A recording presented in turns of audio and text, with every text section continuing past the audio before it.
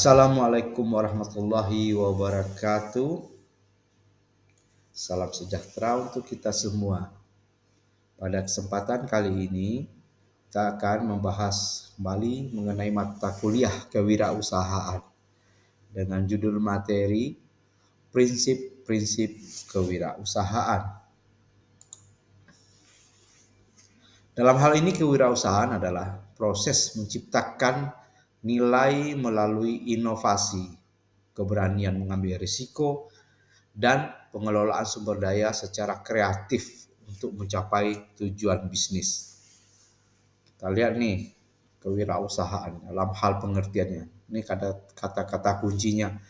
Inovasi ya, terobosan. Harus ada terobosan yang sebelumnya pasif menjadi aktif. Keberanian mengambil risiko. Ini berat nih ya, harus orang-orang tertentu nih berani menantang. Risiko pasti ada. Dan mampu juga mengelola sumber daya secara kreatif ya, sumber daya manusia, sumber daya modal, sumber daya alam secara kreatif. Kreatif itu pengertiannya ini membuat sesuatu yang mana nilainya itu bertambah, jadi kreatif ya. Dalam hal mencapai tujuan bisnis ya, tujuan bisnis itu ya keuntungan. Kemudian dalam hal keuntungan dapat juga merekrut karyawan, kemudian juga menambah besar ya bisnis-bisnis yang akan dilakukan. Dalam hal pertama prinsip-prinsip dari kewirausahaan itu inovasi. Ini harus ada produk dan layanan yang baru yang sebelumnya ada, kemudian yang sebelumnya tidak ada menjadi ada. Produk itu apa? Produk itu barang. Layanan itu bisa juga jasa dan barang. Ya, jadi menghasilkan produk yang dibutuhkan orang lain dan orang lain itu membeli produk tersebut dan orang lain itu membutuhkan produk tersebut dan orang lain itu membutuhkan membeli layanan tersebut. Kemudian inovasi itu terus meningkatkan proses produksi, prosesnya ya ditingkatkan ya, efektif efisiennya itu jalan. Dari sana dicontohkan teknologi digital dalam bisnis transportasi. Ya, dulu tuh nggak ada orang buka HP kalau mau pergi kemana-mana, ya terutama di kota besar, orang langsung ke pinggir jalan lihat apa yang lewat. Ada ojek, ada bis kota, ya, ada taksi, ada apa. Kalau sekarang orang lewat HP, ya teknologi digital, kemudian dipanggil lewat HP, kemudian yang di sana bang ojeknya juga menerima pesan lewat teknologi. Ini sangat-sangat efektif sekali ya, tidak perlu menunggu-nunggu lama lah matanya jelalatan ke sana ke sini ya. Di HP ada siapa yang paling dekat di situ dipanggil ya. Ini benar-benar suatu inovasi yang luar biasa. Kemudian kreatif. Kreatif itu pemikiran kreatif untuk memecahkan masalah. Kreatif itu berarti memecahkan masalah dari berbagai sudut, dari berbagai bidang, bukan menambah masalah baru ya, memperkecil masalah yang besar, kemudian meniadakan kalau bisa. Kemudian berinovasi dengan sumber daya terbatas. Nah ini ya, kalau kita punya sumber daya terbatas, modal kecil ataupun rekan kerja cuma satu atau dua orang, putar otak ya, cari pinjaman, kemudian cari cara melalui hal-hal yang misalnya promosi melalui media sosial tidak berbayar, seperti itu ya. Kemudian ciptakan desain produk ramah lingkungan. Nah, ini contohnya ya. Sekarang lagi marak-maraknya orang untuk hidup lebih sehat ya. Ciptakan produk-produk yang bersumber dari alam. Nah, ini kan sekarang sehat ya. Orang sudah tahu nih ini banyak apa kanker dan lain-lain. Kemudian di pasar-pasar tuh banyak juga orang jual gorengan, pempek itu terbuka, banyak lalat ya. Lama-lama orang akan tahu, wah ini berbahaya, bikin tempat yang bagus ya, kantin sehat seperti itu. Sehingga kedepannya ya orang akan menjadi pelanggan yang setia, yang baik.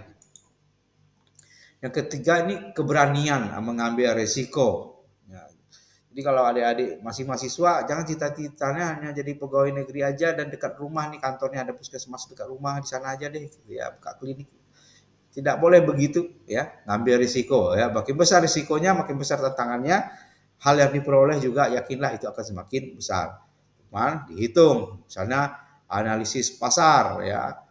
Kita harus pinter-pinter nih sekarang. Ada jasa-jasa ataupun produk-produk yang dulunya laris, jasa yang dulunya laris, sekarang karena perkembangan teknologi jadi hilang. Ya. Ada jasa warnet, ya, ada jasa pembuatan editing video klip. Gimana mau buka perusahaan apa editing video klip, sedangkan kamera editing video itu bisa langsung di HP orang masing-masing. Jadi jangan, harus dihitung semuanya. Kemudian ada ketidakpastian ya dengan persiapan. Ini ragu-ragu gitu ya. Jadi ini harus dihitung benar-benar. Ya, tentu saja adik-adik dengan ilmu, ada seorang mahasiswa, tentu peluangnya akan lebih besar. Ya. Kalau orang dulu itu malah pedagang-pedagang sukses itu banyak yang nggak sampai sekolah SD, SMP gitu ya. Itu banyak sekali ya. Apalagi sekarang sudah mahasiswa, sudah dipelajari semua, IT sudah bagus ya, Inggris juga harus bagus. Nah, jadi persiapan-persiapan itulah yang Anda harus lakukan. Kemudian investasi dalam bisnis rintisan ya, startup ya. Ini risikonya tinggi, tapi peluangnya itu besar. Nah, gini ya, peluang besar, risiko tinggi. Jadi harus melalui persiapan-persiapan yang matang. Kemudian yang keempat ini kepekaan terhadap peluang pasar ya. Mengenali, identifikasi itu mengenali kebutuhan pasar yang belum terpenuhi. Nah, ini banyak nih, apa nih yang belum terpenuhi di sini? Orang jual martabak sudah ada, orang jual bakso sudah ada, orang jual sate sudah ada, orang yang jual pempek sudah ada. Apalagi ya, gitu ya. Jadi tentu saja inovasi itu tidak akan hilang, pasti ada ya. Banyak hal-hal yang bisa diperjualbelikan orang, ataupun bukan cuma ada ya, orang jual HP apa pulsa ini sudah banyak di sini. Banyak pun dengan penduduknya semakin banyak, ya tetap saja dibutuhkan. Mungkin masih bisa dibuka gitu ya. Belum lagi bisa juga dengan usaha-usaha yang memang mengembangkan usaha orang lain ya. Franchise ya, seperti makanan, bahkan minuman itu bisa franchise ya. Alatnya dari orang, kita yang tolong jualkan itu. Ada kebab, kebab haji ya. Nah, banyak di mana-mana. Itu mungkin sejenis franchise juga. Nggak perlu inovasi, tapi inovasinya ya saya akan buka di tempat saya karena belum ada. Gitu. Jadi ini bertingkat-tingkat inovasi itu. Kemudian jangan lupa memanfaatkan tren dan teknologi terkini. Oke. Jilbab gimana nih, jilbab yang model sekarang tuh kayak mana gitu ya, warna yang tren sekarang tuh seperti apa. Tapi yang paling pastinya yang lebih bagus itu untuk adik-adik yang karyawan yang mahasiswa kesehatan, tentunya paling pas itu menjual produk jasa itu yang berhubungan dengan kesehatan ya, seperti herbal ya, kemudian itu jasa, kalau di bidan itu jasa memandikan bayi, pijat bayi ya, orang yakin oh dia bidan, bisa loh. Kalau makanan gizi itu masih nyambung juga. Perawat juga kalau ada makanan juga nyambung. Orang yakin oh iya dia mahasiswa kesehatan, ngerti dong bahan yang baik yang tidak berbahaya dan lain-lain. Jadi ada tren yang sekarang tuh lebih baik itu seperti itu. Kemudian produk berbasis kecerdasan buatan ya, ini baru ini ya. Ini harus wanti-wanti nih dipelajari benar-benar ya untuk mahasiswa-mahasiswa semua. Mempelajarinya gimana ya? Buka AI juga ya, gampang sekarang ya. Banyak informasi sekarang tak terbatas. Yang kelima itu etika dalam kewirausahaan. Nah, ini dia. Ada orang yang bilang ya orang sukses itu dilihat dari etikanya. Dia harus ramah, dia harus merespon, dia harus respect sama orang lain. Langganan senang. Dalam pergaulan juga gitu ya. Orang yang sukses itu biasanya memang mereka senang bergaul dan bisa bergaul. Jujur dan adil ya, sehingga orang percaya, dan membuat jaringan juga dengan jaringan orang-orang yang terpercaya itu adalah suatu keuntungan yang besar untuk seorang wirausahawan. Kemudian mematuhi aturan dan regulasi bisnis ya. Mematuhi itu setelah paham ya, memahami dulu aturan bisnis itu seperti apa, regulasi itu seperti apa, peminjaman bank itu seperti apa, syaratnya apa, resikonya apa ya. Kemudian adalah contoh di sini ya praktik bisnis yang berkelanjutan. Nah, bisnis ini nggak bisa sebentar ya, walaupun misalnya untungnya tipis-tipis-tipis, tapi banyak-banyak-banyak, lama-lama-lama, akhirnya akan berkembang juga. Jadi perlu kesabaran, nggak bisa buru-buru, tidak seperti itu. Kalau orang bisnis itu pasti dari bawah ya, dari hal yang kecil ya, kemudian berkembang, jaringan juga sudah banyak. Jadi ini menarik ya. Yang keenam itu keberlanjutan tadi ya. Ini bisnis yang ramah lingkungan ya. Kalau dalam eh, dunia makronya itu ya kayak timah lah. Ya, kalau nggak boleh diambil semuanya, nggak boleh dieksploitasi habis-habisan ya, merusak lingkungan dan pengembaliannya itu alam itu dikembalikan itu bukan hal yang gampang ya, mengembalikan alam untuk produktif kembali itu merusak laut dan lain-lain, ikannya pada pergi ya. Kemudian juga dalam hal bisnis dalam skala kecil juga harus juga ramah lingkungan ya, karena orang-orang sekarang sudah mengerti dan biasanya yang ramah lingkungan itu juga mendapat izin dari pemerintah. Yang merusak lingkungan ya kemungkinan juga harus berhadapan juga dengan aparat seperti itu ya, dan memberikan dampak positif pada masyarakat. Nah, ini bisnisnya harus ada nilai yang bagus dari masyarakat, misalnya meningkatkan daya baca masyarakat, makanan yang sehat untuk masyarakat. Kalau yang 2 poin ini bisa saya contohkan nih, ramah lingkungan, dampak positif pada masyarakat ya. Saya nggak mau nih mahasiswa-mahasiswa saya setelah tamat malah bisnisnya itu ini eh, sewa PlayStation ya, tempat anak-anak SD, anak SMP cabut gitu. Dibelinya 5 buah PlayStation PS5 ya gitu atau apa. Kemudian disuruh anak-anak main laris di situ ya kan. Kemudian bekerja sama dengan tetangga atau lain untuk mengamankan agar tidak dicari sama orang tuanya itu apa gitu ya. Ini berdampak negatif pada masyarakat ya. Mungkin untungnya besar ya di awal-awal, tapi kemudian Anda tidak bisa dipercaya lagi oleh masyarakat ini. Rugi ya. Di bisnis itu harus ada etika. Di sini juga ada perusahaan-perusahaan dengan misi sosial. Itu tidak apa-apa ya, menggabungkan bisnis dengan sosial, tapi harusnya bukan hanya satu bisnis yang sosial itu saja, tapi juga mesti ada bisnis yang lainnya. Jangan sampai Anda membisniskan sosial atau seperti itu ya. Bikin seperti aswat tapi untuk keuntungan pribadi itu oknum-oknum itu tuh nggak boleh ya.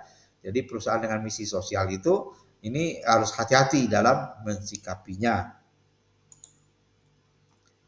Kemudian kemandirian, kemampuan mengambil keputusan secara mandiri. Ya, karena eh, yang mendapatkan risiko sendiri ya, dan yang mengambil keputusan juga sendiri ya. Itu beratnya jadi wirausahawan ya. Jadi harus cerdas ya, harus percaya diri. Mana juga tidak bergantung pada pihak lain. Contohnya usaha kecil menengah lokal yang sukses itu banyak ya, kisah-kisah sukses ya, dimulai dari bawah ya. Ada jual makanan dan lain-lain itu di setiap kota, di setiap tempat itu, bahkan tetangga kita itu ada ya, yang memulai dari bawah secara mandiri, mungkin karyawannya cuma 2 3 orang ya, kemudian menjadi usaha kecil menengah yang berskala besar. Kemudian networking, nah ini gimana tadi ramah, sopan, etika itu untuk networking ini ya, menjalin hubungan dengan mitra bisnis. Jadi Anda ini kuliah itu juga akan mendapat keuntungan dalam hal seperti ini. Jadi networking Anda kan para mahasiswa, teman-teman Anda juga para dosen-dosen yang hebat-hebat ya. Karena Anda seorang mahasiswa. Tapi kalau Anda lulusan SD, SMP ya networkingnya ya muter-muternya di situ-situ aja. Jadi sulit untuk berkembang, sulit untuk maju. Ini benar ini networking nih ya. Prinsip dari kewirausahaan. Memanfaatkan komunitas untuk pertumbuhan usaha. Ini penting ini ya, sangat-sangat penting dalam suatu usaha. Ini contohnya ini kolaborasi dengan perusahaan teknologi. Anda harus punya banyak teman ya, orang yang ngerti IT, banyak juga teman orang kaya bisa untuk modal, banyak juga teman orang-orang yang rajin bekerja ya bisa dibuat untuk hal kerjasama. Nah ini termasuk yang paling penting nih, adaptasi terhadap perubahan. Ya, zaman terus berubah, teknologi terus berubah. AI sudah menguasai berbagai macam multimedia. Sini fleksibel menghadapi perubahan pasar ya. Dulu ada Nokia sudah bubar, dulu orang cuci foto sudah bubar ya, karena sekarang itu foto ya ada langsung di HP ya, nggak perlu 2-3 hari dulu lagi untuk nyuci-nyuci foto gitu ya. Jadi terhadap perubahan pasar itu tidak boleh mengeluh, harus ikut arus ya. Di sini juga mengikuti perkembangan teknologi, aplikasi-aplikasi terbaru dipelajari, teknologi-teknologi perkembangan terbaru juga dipelajari. Di sini bisnisnya beralih ke platform digital. Pasti semuanya akan ujung-ujungnya memanfaatkan platform digital. Walaupun Anda produknya makanan, produknya apapun, promosinya ya lewat digital, ya gratis ya toh sekarang gitu ya. Jadi digital itu bukan suatu tantangan yang membuat kita mundur ya, tapi itu harusnya adalah suatu peluang untuk menjadi lebih maju lagi. Di sini contoh-contohnya ya, orang terkaya nih di dunia, Elon Musk ini, dia punya inovasi Tesla dan SpaceX ya, keluar angkasa ya untuk ilmu pengetahuan dan juga mobil listrik ya, yang mana BBM minyak bumi semakin menipis dan tidak bisa terganti lagi. Kemudian dari Indonesia ada Bapak Nadiem Makarim ya, transportasi melalui Gojek, itu luar biasa ya, karyawannya mungkin ratusan ribu orang mungkin ya, Gojek sama satu lagi itu saingannya itu ya. Ini orang nggak perlu nunggu-nunggu lagi ya, cukup pakai aplikasi sudah datang orang, berbayar juga pakai elektronik segala macam ya. Kemudian ada juga UKM yang berbasis komunitas ya. Komunitas itu kumpulan masyarakat ya, kita dapat bersilaturahmi, dapat kita jangan cuma gosip doang ya. Kalau untuk untuk rame-rame dengan komunitas itu harus produktif. Wah, produktif kita. Jadi tantangan dalam kewirausahaan. Nah, inilah ya, setiap yang ingin sukses pasti ada tantangan. Itu namanya dunia, namanya ujian ya. Di sini ada kurang modal, akses modal ya. Akses modal itu bisa melalui teman, bisa melalui bank, atau jangan dulu eh, melakukan usaha dengan modal-modal yang sangat-sangat besar ya, yang kecil-kecil aja. Persaingan pasar yang ketat itu pastinya lah. Persaingan pasar yang ketat itu biasa, tapi kita harus punya kualitas tersendiri. Nanti kedepannya ada pembelajaran-pembelajaran yang lebih detail dan adaptasi terhadap teknologi baru ya. Ini saya optimis nih, anak-anak Poltekkes ini semuanya mudah beradaptasi dengan teknologi yang baru. Semua hal bisa dibuat sesederhana mungkin. Jadi kewirausahaan membutuhkan kreativitas, keberanian, dan dedikasi. Dedikasi ini usaha, disiplin ya. Jangan malas bangun pagi ya. Jangan malas belajar, jangan malas membaca. Kemudian terapkan prinsip-prinsip ini, mahasiswa dapat membangun bisnis yang berkelanjutan dan inovatif. Jadi demikian saja pembahasan kita saat ini. Terima kasih. Billahi taufik wal hidayah. Assalamualaikum warahmatullahi wabarakatuh.